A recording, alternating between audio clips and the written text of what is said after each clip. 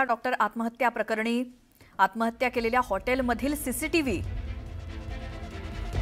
हॉटेलमध्ये एंट्री केलेल्या सीसीटीव्ही हा समोर आलेला आहे आणि डॉक्टरचा हॉटेलमधील सीसीटीव्ही फुटेज हे पोलिसांच्या हाती लागलंय। तर ज्या हॉटेलमध्ये ही आत्महत्या झाली त्या हॉटेलच्या एंट्रीचं हे सीसीटीव्ही फुटेज समोर आलंय। फलटणमधील महिला डॉक्टर आत्महत्या प्रकरणी एक नवे अपडेट समोर आले, ते म्हणजे आत्महत्या केलेल्या हॉटेलमधील सीसीटीव्हीचं फुटेज हे पोलिसांच्या हाती लागलंय। हॉटेलमध्ये एंट्री करताना ही महिला डॉक्टर सीसीटीव्हीमध्ये कैद झाली आहे आणि हा सीसीटीव्हीचा व्हिडिओ समोर आलेला आहे। डॉक्टरनं हॉटेलमधील एंट्रन्समधनं आतमध्ये शिरताना सीसीटीव्हीमध्ये कैद झालाय आणि हा सगळा व्हिडिओ पोलिसांच्या हाती लागलाय, तो आपण बघतोय स्क्रीनवरती।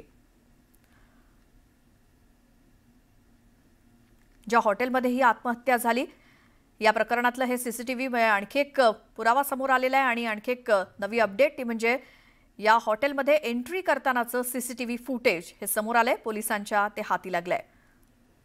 हेच ते हॉटेल ज्यामध्ये या महिला डॉक्टरनं आत्महत्या केली। या संदर्भात माहिती घेऊयात आमचे प्रतिनिधी ज्ञानेश्वर साळोखे यांच्याकडनं। ज्ञानेश्वर, आणखी नवी अपडेट, हे सीसीटीव्ही फुटेज आता पोलिसांच्या हाती लागलंय, त्यात काय त्याबद्दल? फलटणमधल्या बुद्धदीप हॉटेलमधले हे फुटेज आता सीसीटीव्हीचं आहे ते पोलिसांच्या हाती लागलेलं आहे। खरं तर या तरुणीबद्दल अनेक शंका उपस्थित केल्या जात होत्या।